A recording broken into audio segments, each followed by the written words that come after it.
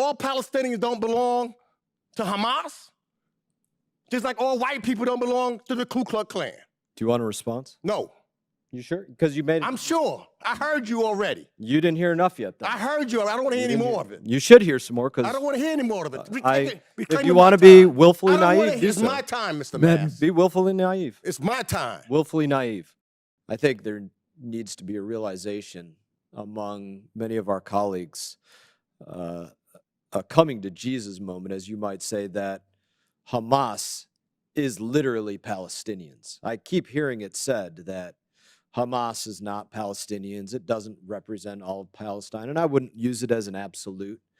But young people from the time of grade school in the Gaza Strip are given the pedigree to become Hamas, trained to become Hamas from their algebra and arithmetic to their reading, writing, and geography. We have a picture up here. This is obviously a historic photo dating back to World War II, eerily similar to what just happened in the last couple days. Young child saying, calling for the mother, prodded by Palestinian youth. Those Palestinian youth with the pedigree being trained up to become the next Hamas. So don't confuse it that it's somebody else. Year after year after year in this committee, every time, whether it's in this room or another committee room, that we have somebody in here to talk about the relationship between Israelis and Palestinians, or the Taylor Force Act, or another barrage of rockets going on that happens year after year. Whenever we have people in here, I ask them the same question, and I get the same answer over and over, whether it's a Republican witness or a Democrat witness. Whether it's somebody that claims to be self-proclaimed polling experts of any Palestinian-controlled area, you name it, the answer is the same. That Hamas would win a popular election, and that's why they don't have the elections there. We know Hamas has won popular elections there, not since, I believe, 2006, as was mentioned before, because they don't have them anymore at this point. But it is well documented on both sides that Hamas is the Palestinians. Everybody should let that sink in and recognize that.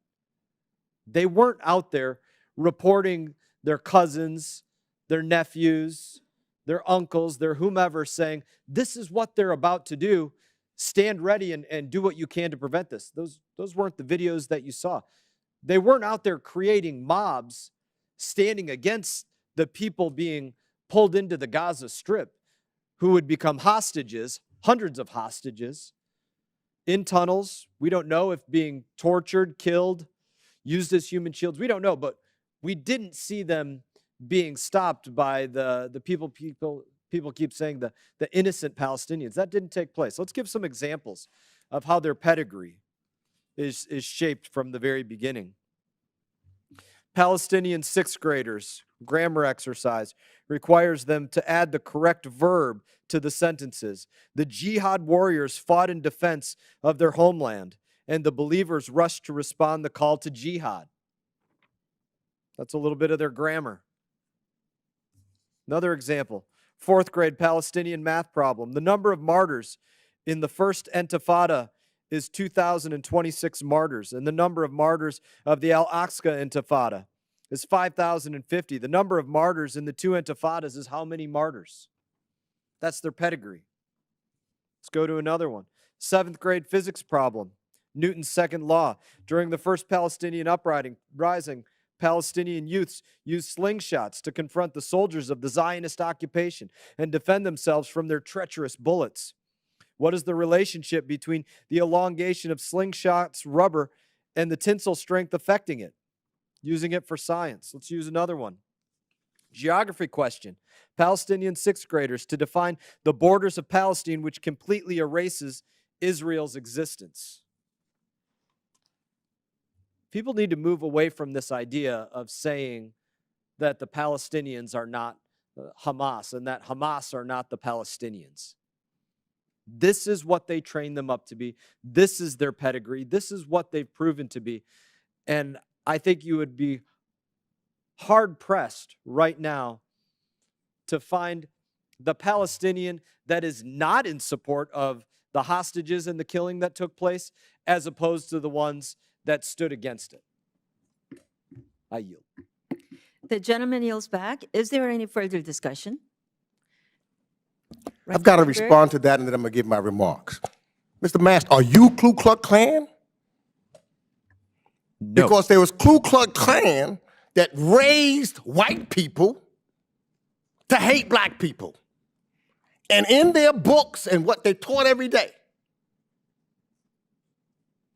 Let me know when you want And to the respond. Ku Klux Klan, today, they're still here. I get remarks, I get phone calls in my office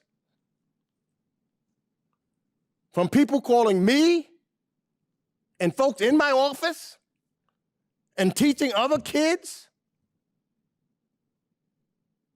that I'm less than a human being. I don't say all white people are Ku Klux Klan. I don't put them all in one category.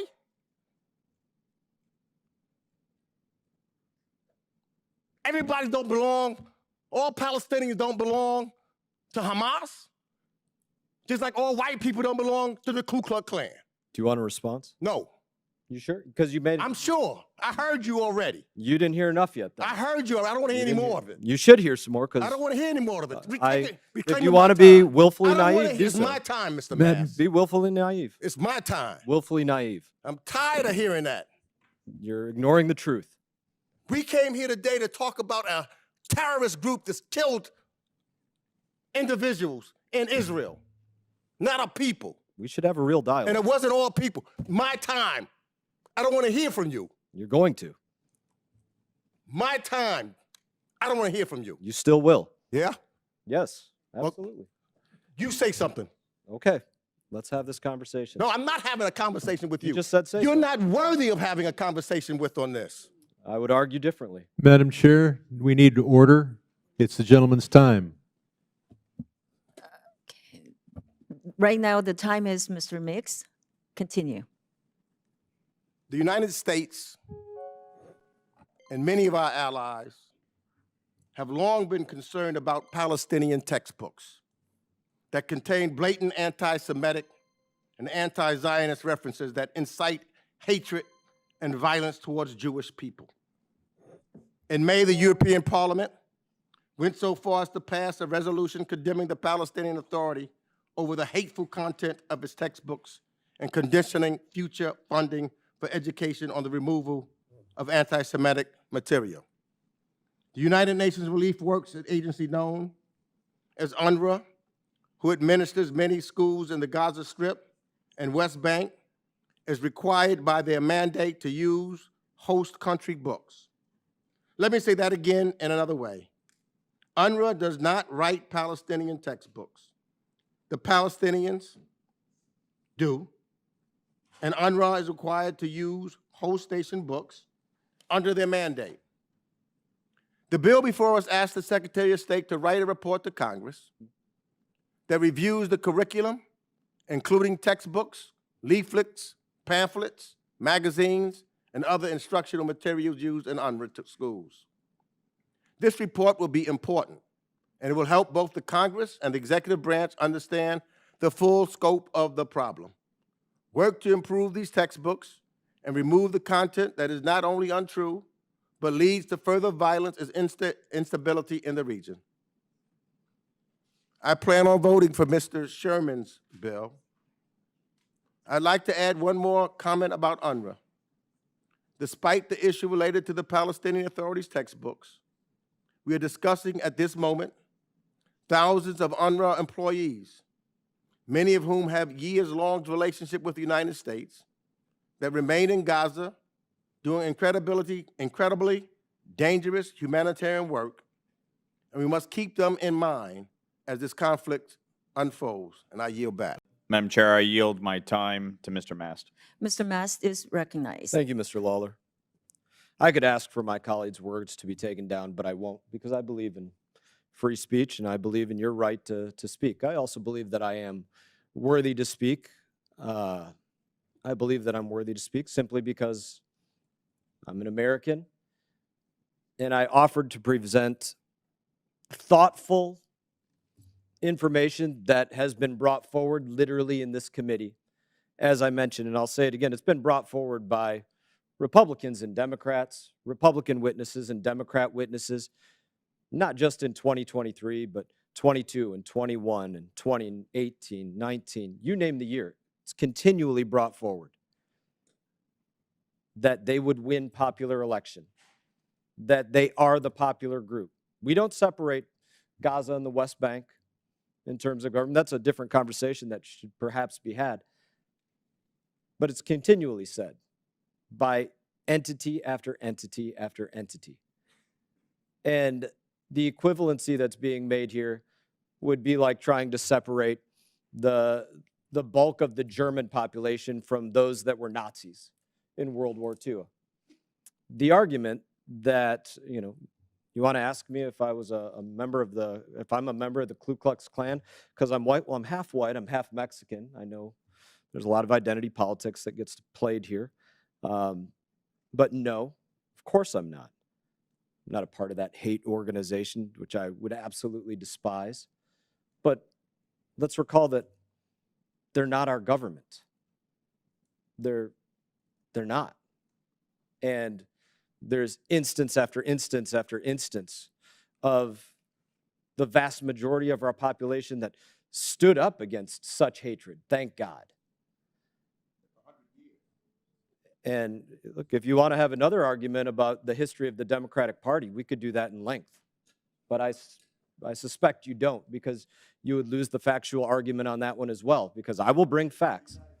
I will bring facts. Let's bring facts. Yeah, let's talk about look, So, Mr. I don't want to Best, time. bastardize Mr. Sherman's bill because it's good policy, but we could talk about the stance of your party, the fugitive slave laws, the history of amendments for people to vote over and over. I mean, we could have another debate on that another day. I'm not going to bastardize Mr. Sherman's amendment for the purpose of your party. Okay. But the fact is, I brought facts about exactly what the Palestinian people have been doing. The fact that they weren't standing up against taking these hostages, are not turning over these hostages as we speak. That's just simply not what's happening. Mr. Lawler, I thank you for the time.